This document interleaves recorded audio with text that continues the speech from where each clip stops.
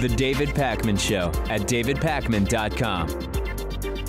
Welcome to the bonus show. The topic of reparations has been more and more in the public discussion over the last several months, and it's starting to play a little bit of a role in the 2020 presidential primary. I saw an interview this morning with Bernie Sanders on a program called The Breakfast Club, where one of the hosts was asking Bernie Sanders, not necessarily specifically about reparations, although maybe he did, but asked about what is Bernie's plan for Black Americans. And the topic of reparations is more and more of a question for many of the candidates. Bernie was also asked about whether he supports reparations during his CNN town hall.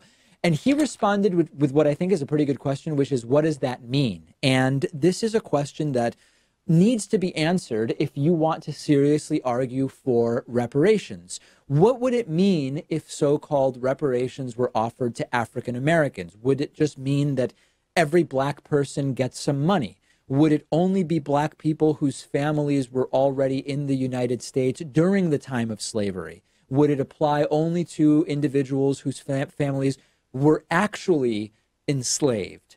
Would it apply not on the basis of slavery, but instead for the systemic discrimination that existed and continues to some degree, but existed much more acutely up until the Civil Rights Act of 1964? How exactly would it be set up? Who gets the money? How much money do you get? And I think that this is one of those questions, Pat, where there's the idea of reparations, and then there's the practicality and logistics of how you would do it. And very often we say that you have to separate the two things. So, for example, around the gay marriage debate, you would have a lot of people who would be against gay marriage on the basis of sort of like arcane and very specific logistical questions. And we, I think, rightly would say, if it's wrong to prevent people from getting married merely because they're of the same sex, then you figure out the logistics. You just figure out the logistics later. It's not a good reason to prevent it. When it comes to reparations, the logistics are much more directly connected to what we even mean, because reparations in general don't tell us what is the actual policy that you're proposing. So I think that Bernie's question was a good one. What exactly do you mean by reparations? Yeah, it's so complex. And the U.S. has given out reparations in the past, not for slavery, but for, say, Japanese internment camps. And I think that's a lot more straightforward because you're giving money directly to those who are victims of the system, those who actually had to go and be trapped and for a little while were interned by the American government. And so I think that makes perfect sense. But when you're talking about slavery, you're going generations back. So if you have, let's say, 16 great-great-grandparents, some of them were affected by slavery, some were not. How much should your reparation amount be? It gets a lot more dicey. And there are, a few of these Democratic candidates saying that they support reparations, at least in theory. Elizabeth Warren, Kamala Harris has said that. Julian Castro says that he wants to start some sort of like task force to take a look at it. And there's another candidate who's not very well known, but apparently she's an author and she's a spiritual advisor to Oprah. That's Marianne Williamson. And she's the candidate who all out now says that she supports reparations. So it's interesting to see where this will go and if this is going to be one of the specific policy points that's discussed during the debates at the 2020 election process. Yeah, Marianne Williamson, actually a former guest on the David Pakman Show, totally cuckoo for Cocoa Puff, pseudoscience, woo-woo-woo nonsense, and not somebody that I could ever support. But she does support something like 200 to 500 billion in total being dispersed over the next 20 years to the direct ancestors of slaves, people that we know were slaves in the United States. I think that there are a couple of different kind of competing stories here on the left. So on the right, there's arguments against reparations that simply say the following. Nobody alive now was a slave in the United States. Nobody alive now has parents or even grandparents who were slaves in the United States during the pre-civil rights era. And at a certain point, you've got to cut it.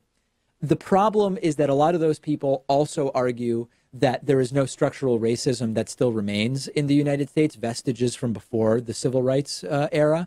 And that I simply disagree with. Now, I think that the left would be well served to acknowledge that the issue of race is functioning, of racial diversity, and inclusion is functioning much better in the United States than in many other places. The right will often tout this story, Pat, about how if you are racially homogenous, you're just way better off as a country, and that if you're racially diverse, the country is thrown into chaos. One of the more interesting data points on that recently is that in Europe, the influx of racial diversity and ethnic diversity is causing way more chaos than it has caused in the United States.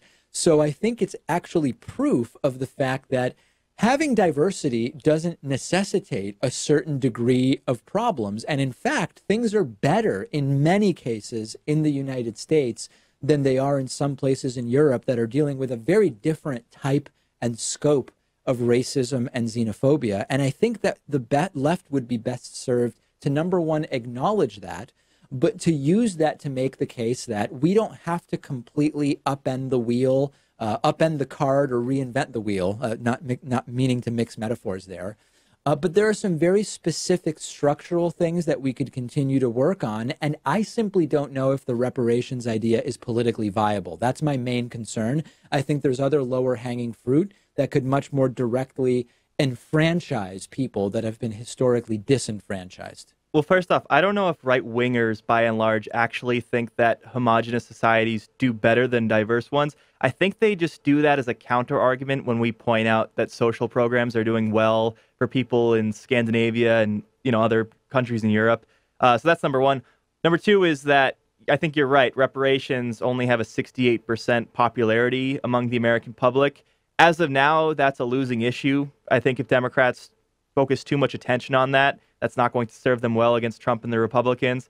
Doesn't mean we can't talk about it, and I think we should have a conversation about it, but let's not make this the hill that we die on.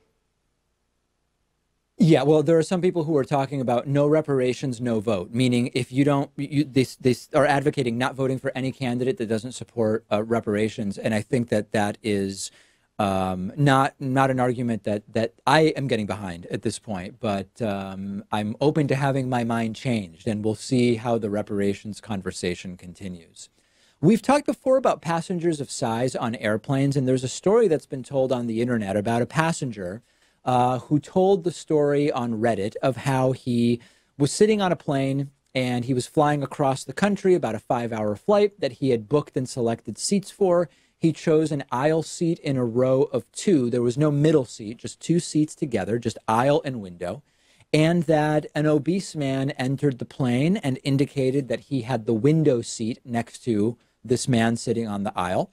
The man sitting on the aisle got up, allowed the man to sit down, and claimed that the man was intruding into about 1/3 the space of his seat, meaning that the passenger of size was taking up his entire seat and 1/3 of his seatmate's seat.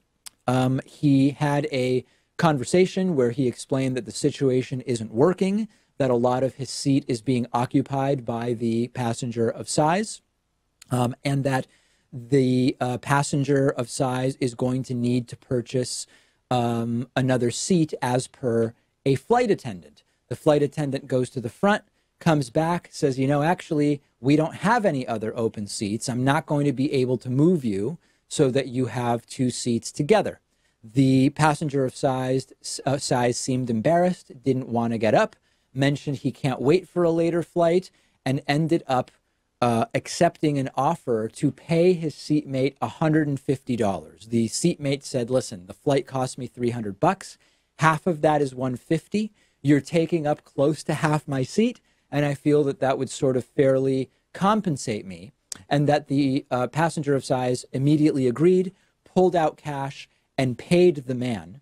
And now this has gone completely viral on the internet. Some people saying it was the right thing, others saying it was absolutely shameful, embarrassing behavior, and people are on all sorts of sides of this issue. What is your view, Pat, about this so-called solution of negotiating $150 with the passenger? Well, I wish there was a better solution. I wish there was another seat available and that the passenger of size knew what he was doing before he got onto the plane. Like maybe he should have bought two seats as to not intrude onto someone else's space.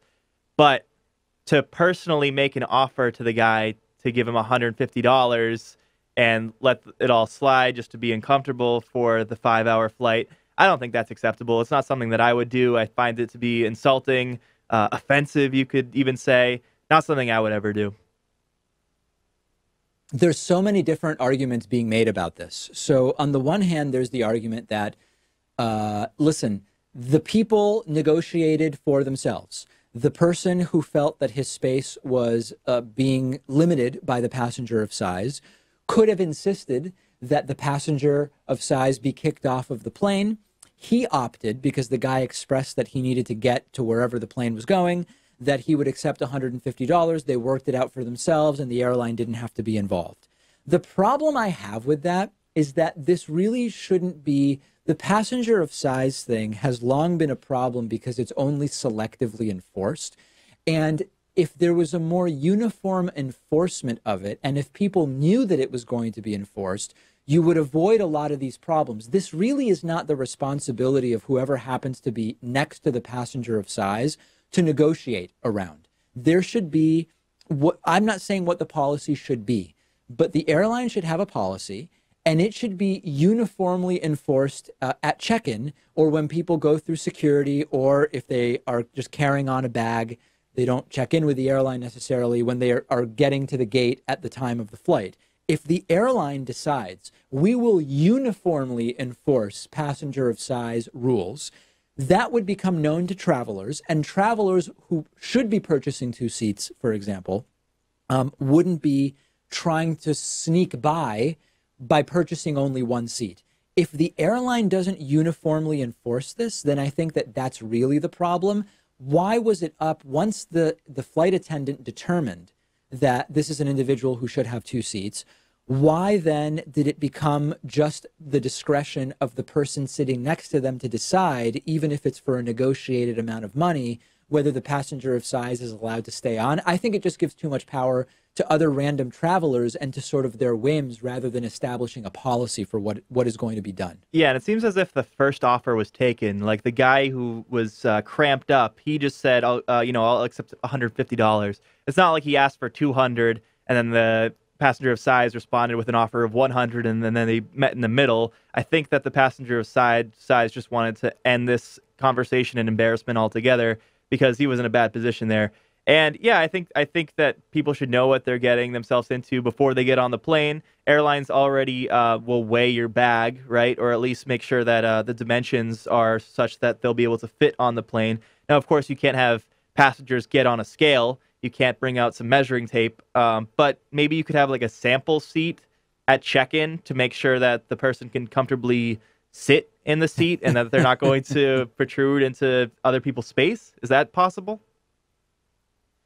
I mean, that's going to be problematic. There's a lot of people who will say that is, you can't embarrass people in the gate area by having them sit in a seat in that way. This is a really delicate thing. I'm not pretending that it isn't. But I don't think that sort of, the other problem with the negotiation of this kind is, as Pat mentioned, the first offer was accepted based on what we heard. It's not really a fair negotiation, right? Because if you have someone who is at risk of getting kicked off, they're not really negotiating on a level playing field here, right? It's somebody says, I'm going to insist you can't sit next to me and there's no other seats and you're getting off the plane unless you give me the amount of money I'm asking for. And that's another reason why the airlines really can't leave this up to the negotiations that are happening at the seat. I don't know what the solution is, but I don't think it's in-seat negotiations for cash exchanges, that's for sure. We've talked about homeopathy a lot on the program, and in Honduras, there's a real problem with Canada sending homeopaths. I don't even want to call them homeopathic doctors because they're not doctors. Homeopath, I think, is the best word for it. Physicians often go on these aid missions to different countries, and Honduras is a place that is struggling significantly in a lot of different ways right now, and it's a place where various Doctors Without Borders and similar groups have been spending money and resources and sending people. And unfortunately, Quebec-based TSF has been spending 70 grand a year to send volunteer homeopaths to Honduras, and actual doctors are asking for this to stop. They're saying that this is really bad. Tropical medicine is a very particular niche that very often you're dealing with actual conditions that need real medication. You're talking about communicable disease. You're talking about all sorts of different things where time is of the essence in terms of treatment. And often the treatment is really, really cheap and established. And their complaint is that homeopaths are going down there. They're prescribing homeopathic substances. I don't want to call them medications because they're not. They effectively have no active ingredients. It's just water that has been diluted incredibly down to the point of almost immeasurable ingredients. And that it's just causing a real problem. A lot of people aren't getting care that they easily could get, and they want the homeopaths to go away. Of course, the homeopaths say we are helping where there are limited resources. It sounds like they're doing more harm than good here. Yeah, and if it was something like let's say Honduras had a significant population that suffered from depression or post-traumatic stress disorder, maybe you could justify sending Canadian homeopaths down there because their treatment could work as a placebo and could potentially impact the health of the people in Honduras because it doesn't necessarily have to work as long as you believe it works in with those conditions. Whereas the things that they're actually facing, influenza, infections, those you need actual treatments for. And every minute that you spend prescribing some sort of homeopathic medicine is a minute that you're wasting because the disease is going to grow and you should be able to actually have actual remedies at your disposal for it. So it is a total waste, and I think Canada should end this practice immediately. Yeah, they're actually dealing with conditions. There are videos of the homeopath teams that are sent down talking about how to use homeopathy to deal with things like dengue. Pat mentioned influenza, chikungunya. This is the same group of people that claims that homeopathy can treat autism, for example. This is actually dangerous. And you're absolutely right. If you're dealing with headaches that are not from these conditions, but maybe stress related, okay, then there's evidence that the placebo effect via meeting with a so-called practitioner can actually be useful. Stress and anxiety, sure. But this is not the right place for it. And this is extraordinarily damaging and potentially deadly for people that are not getting actual treatments. We will see if ultimately they acquiesce and stop sending practitioners down there. That does it for today. New show, new bonus show tomorrow. The David Pakman Show at davidpakman.com.